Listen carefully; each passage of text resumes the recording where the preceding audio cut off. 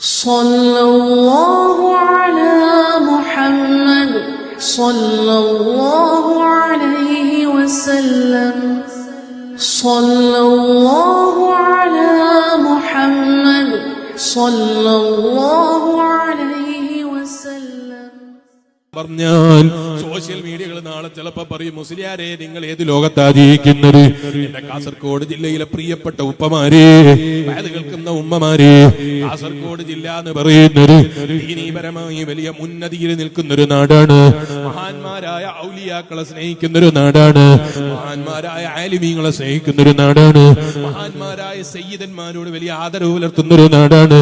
എന്ന് മാത്രമാണോ, ദീനിന്റെ ശിആറുകൾ ഏകദേശ ആളുകളും തലയിലടക്കം ധരിച്ചിട്ട് ദീനിന്റെ ശിആറ് വെളിപ്പെടുത്തുന്നൊരു നാടാ അതേ കാസർഗോഡ് ജില്ല എന്ന് പറയുന്നത്. പക്ഷേ നാണക്കേടെന്ന് പറയട്ടെ, പ്രയാസകരമെന്ന് പറയട്ടെ, മനസ്സിനെ വേദനിപ്പിക്കുന്നത് എന്ന് പറയട്ടെ, ഇസ്ലാമിന്റെ പേരിലുള്ള ചില ചെറുപ്പക്കാർ അവർ കാട്ടിക്കൂട്ടുന്ന പുതിയ ആചാരങ്ങൾ കാണുമ്പോൾ തലതാഴ്ത്തി പോവുകയാ. വിവാഹം ഉറപ്പിക്കാൻ വേണ്ടി പോയതാണ്, കാണാൻ വേണ്ടി പോയതാണ്. പെണ്ണ് കാണാൻ വേണ്ടി പോയാൽ പുതിയ ആപ്പിളയാകാൻ പോകുന്നവൻ പെണ്ണിന്റെ കഴുത്തിൽ മാല കെട്ടിക്കൊടുക്കുകയാണ്, അവളെ കഴുത്തിൽ തൊടുകയാണ്, അവളെ വായിൽ ചോക്ലേറ്റ് വെച്ച് കൊടുക്കുകയാണ്, കയ്യിന്റെ മേലെ മോതിരിട്ട് കൊടുക്കുകയാണ്. ഓ വയല് കേൾക്കുന്ന ചെറുപ്പക്കാരാ, നീ ഉദ്ദേശിച്ച വിവാഹം ഏതാണ്? നീ ഉദ്ദേശിച്ച വിവാഹം ഏതാണ്? നമ്മുടെ നാട്ടിൽ പ്രത്യേകിച്ച് കേരളം എന്ന് പറയുന്നത്, പ്രത്യേകിച്ച് ഇന്ത്യ രാജ്യം എന്ന് പറയുന്നത് എല്ലാ മതക്കാരും ജീവിക്കുന്ന ഒരു നാടാണ് നമ്മുടെ ഇന്ത്യ രാജ്യം, അല്ലെ? പല സംസ്കാരങ്ങളുണ്ട് ഇവിടെ. ഒരു മുസ്ലിമിന്റെ സംസ്കാരം മാത്രമാണോ? അല്ല, ഇവിടെ പല സംസ്കാരങ്ങളുണ്ട്. നിങ്ങൾ ആലോചിച്ചു നോക്ക്, മോതിരം ഇട്ട് കൊടുത്തിട്ട് വിവാഹം എന്ന പേരിൽ വിവാഹം നടക്കുന്ന സംസ്കാരങ്ങളുണ്ട്, ഇല്ലേ? മോതിരിട്ടെടുക്കലോടുകൂടെ അവന്റെ വിവാഹമായി. ഇങ്ങനെ വിവാഹമുണ്ട് പല മതക്കാരിലും. കഴുത്തിൽ താലി കെട്ടിക്കൊടുത്താൽ അവന്റെ മതപ്രകാരം, അവന്റെ ആചാരപ്രകാരം അവനതാ അവന്റെ വിവാഹം കഴിച്ചു എന്നാണ് അവന്റെ മതാചാരപ്രകാരം. എന്റെ വയല് കേൾക്കുന്ന ചെറുപ്പക്കാരെ, നബി സല്ലല്ലാഹു അലൈഹി വസല്ലം തങ്ങളുടെ സുന്നത്താണോ നീ ഉദ്ദേശിച്ചത് വിവാഹം കൊണ്ട്? അല്ല, ഇംഗ്ലീഷുകാരന്റെ സുന്നത്താണോ നീ ഉദ്ദേശിച്ചത്? എനിക്ക് മനസ്സിലാകുന്നില്ല. വല്ലാത്ത വിഷമം തോന്നുകയാണ്. ചില ആളുകള് കല്യാണത്തിന് വിളിക്കും, നിങ്ങൾ എന്തായാലും വരണം, കല്യാണത്തിന് നിങ്ങൾ വന്നില്ലെങ്കിൽ എന്റെ കല്യാണാകൂല, നിങ്ങൾ വന്നില്ലേ ഭയങ്കര വേദനയായി പോകും എന്നൊക്കെ പറഞ്ഞിട്ട് വല്ലാതെ നിർബന്ധിച്ച് രാവിലെയും വൈകുന്നേരമൊക്കെ വിളിച്ച് അധ്വാനിച്ചിട്ട് കല്യാണ വീട്ടിൽ കൊണ്ടുവരും. യാതൊരുമില്ല, കല്യാണ വീട്ടിൽ കയറിയാലോ മുസ്ലിമിന്റെ ശിആറ് കാണാനില്ല, മുസ്ലിമീങ്ങളെ ശിആറ് കാണാനില്ല. ആണ് പെണ്ണ് കലർന്നിട്ട് കല്യാണ വീടാണ്. പോരാ, വിവാഹം കഴിയാത്ത പെണ്ണിന്റെ കൈയും പിടിച്ചിട്ട് ഇവ സ്റ്റേജിന്റെ മേലെ കയറുകയാണ്. മുസ്ലിയാരെ, ഇന്നല്ലേ സേവ് ദ ഡേറ്റ് എന്ന് പറഞ്ഞത്? സേവ് ദ ഡേറ്റ് ചെയ്തത് കൊണ്ട് മോനെ ഇസ്ലാമിൽ വിവാഹമാകുമോ? ഇസ്ലാമിൽ വിവാഹമാകണോ? നിക്കാഹ് കഴിയാതെ വിവാഹമാകൂല.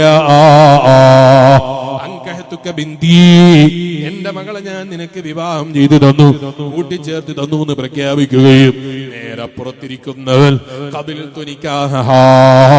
നിങ്ങളെ വിവാഹത്തെ ഞാൻ സ്വീകരിച്ചു എന്ന് പ്രഖ്യാപിക്കുകയും ചെയ്യാത്ത കാലത്തോളം ഒരിക്കലും അവന്റെ വിവാഹത്തെ ഒരിക്കലും സ്വഹിയായി കാണാൻ നിവൃത്തിയില്ല. അല്ലേ മുസ്ലിമിന്റെ വിവാഹം എന്ന് പറയുന്നത്? അല്ലാഹുവിന്റെ റസൂൽ മുഹമ്മദുർ റസൂലുള്ളാഹി സല്ലല്ലാഹു അലൈഹി വസല്ലം തങ്ങൾ കാണിച്ചു തന്ന വിവാഹം ഇതല്ലേ? ഇപ്പം ചില മുസ്ലിം ചെറുപ്പക്കാർ തൊപ്പിയിട്ട നമ്മുടെ നാട്ടിലെ ആജിയാരുടെ മകൻ പോലും പള്ളിയുടെ പ്രസിഡന്റ് ആയിരിക്കാം, പള്ളിയുടെ സെക്രട്ടറി ആയിരിക്കാം, ഉറൂസ് കമ്മിറ്റിയുടെ ഭാരവാഹി ആയിരിക്കാം, മെമ്പർഷിപ്പ് ഉള്ളവനായിരിക്കാം, നാട്ടിലെ വലിയ സംഘടനക്കാരനായിരിക്കാം, നാട്ടിലെ വലിയ ദീന് പറയുന്നവനായിരിക്കാം. അവന്റെ വീട്ടിൽ പോലും അന്യ പെണ്ണിന്റെ കഴുത്തിലേക്ക് താലി കെട്ടിക്കൊടുക്കുന്ന സ്വഭാവം മുസ്ലിം സംസ്കാരമാണോ? നിങ്ങൾ ആലോചിച്ചു നോക്ക്. ഓ ഉമ്മമാരെ, ഇതില്ലാത്തതിന്റെ പേരിൽ എന്റെ മകൻ അഭിമാനം കുറയൂന്ന് നീ ഭയപ്പെടുകയാണോ? നീ വിശ്വസിക്കുന്ന ഇസ്ലാം ഏതാണ്? നീ മനസ്സിലാക്കി വെച്ച ഇസ്ലാം ഏതാണ്? നീ മനസ്സിലാക്കി വെച്ച സുന്നത്ത് ഏതാണ്? എനിക്ക് മനസ്സിലാകുന്നില്ല. യാതൊരുമില്ല. നമ്മുടെ സമൂഹം പോകുന്നത് എങ്ങോട്ടാണ്? എന്നിട്ട് കാണുന്ന സയ്യിദന്മാരെയും ഉസ്താദുമാരെയൊക്കെ നിർബന്ധിച്ച് കൊണ്ടുവരും കല്യാണത്തിന്. എന്നിട്ട് സ്റ്റേജിന്റെ മേലെ കയറ്റിയിരുത്തിയിട്ട് അവരെ ബഹുമാനിക്കുകയാണെന്ന പേരിൽ സ്റ്റേജിന്റെ മേലെ ഇരുത്തിയിട്ട് 4 ചീപ്പിച്ചറും പിടിക്കും, വീഡിയോ പിടിക്കും. എന്നിട്ട് ആ വീഡിയോ ചിത്രം പിടിച്ചതിന്റെ ശേഷം ഈ പാവപ്പെട്ട മുസ്ലിയാരും തങ്ങളും നിക്കാഹിന്റെ വേദിയിൽ നിന്നും ഇറങ്ങിപ്പോയാൽ സ്റ്റേജിന്റെ മേലെ പിന്നെ ഡാൻസ് ആണ്. ഇത് രണ്ടും കലർത്തിയിട്ട് റിയലർക്കുകയാണ്. എന്ത് ധിക്കാരമാണ് ഈ ധിക്കാരം എന്ന് പറയുന്നത്?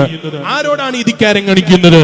അപ്പൊ ചില ആളുകൾക്ക് ഒരു സംശയം, മുസ്ലിയാരെ, അമുസ്ലിമായ മനുഷ്യൻ ഇസ്ലാമിലേക്ക് കടന്നു വന്നാൽ, അമുസ്ലിമായ മനുഷ്യൻ ഹൈന്ദവ സുഹൃത്താണെങ്കിൽ അയാളെ വിവാഹം നടന്നിരിക്കുന്നത് അയാളെ ഭാര്യയുമായിട്ട് അയാളെ മതാചാര പ്രകാരമാണെങ്കിൽ, അയാൾ ഇസ്ലാമിലേക്ക് കടന്നു വന്നാൽ രണ്ടാമത് ഭാര്യയും ബാപ്പയും ഉമ്മയും അതുപോലെയുള്ള ആളുകളൊക്കെ ഇരുന്നിട്ട് സാക്ഷിയെ രണ്ടാളുകളെ ഇരുത്തിയിട്ട് ഒരു വലിയുമായിട്ട് നിക്കാഹ് ചെയ്യേണ്ടതുണ്ടോ?